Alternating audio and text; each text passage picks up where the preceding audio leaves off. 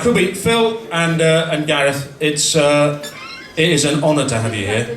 And I apologise for the.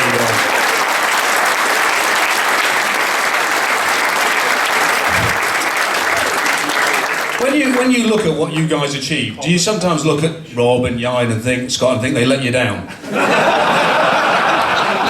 Badly.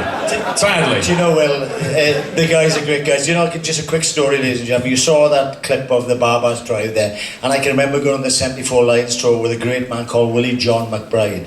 5 Lions tours, ladies and gentlemen. That's going to be on it. And we were training at Stillfontein for 10 days to get acclimatised, and he gives this magnificent team talk.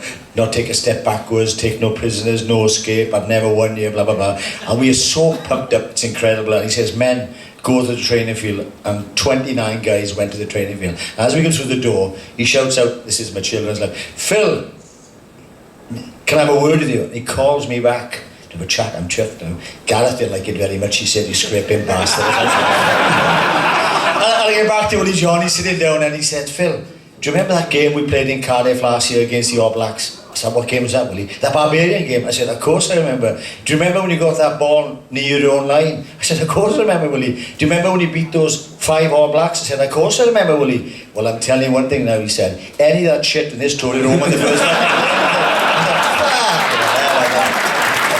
Can I just say one thing about that?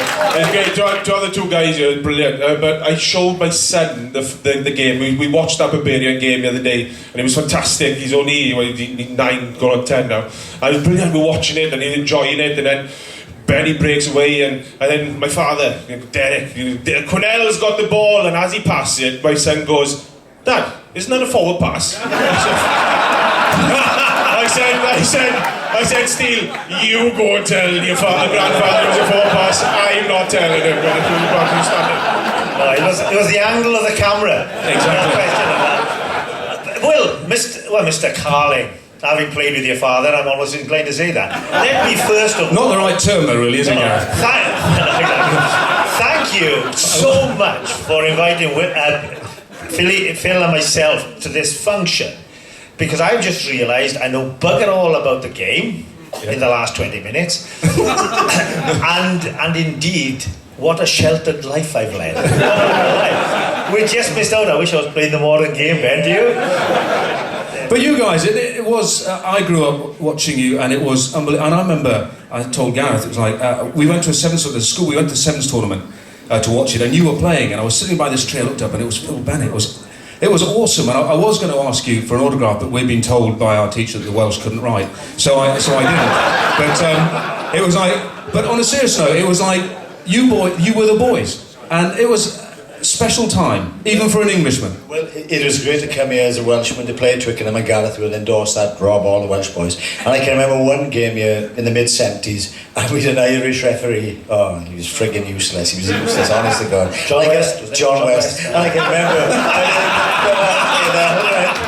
And I can remember... Just remembered it, ladies and gentlemen.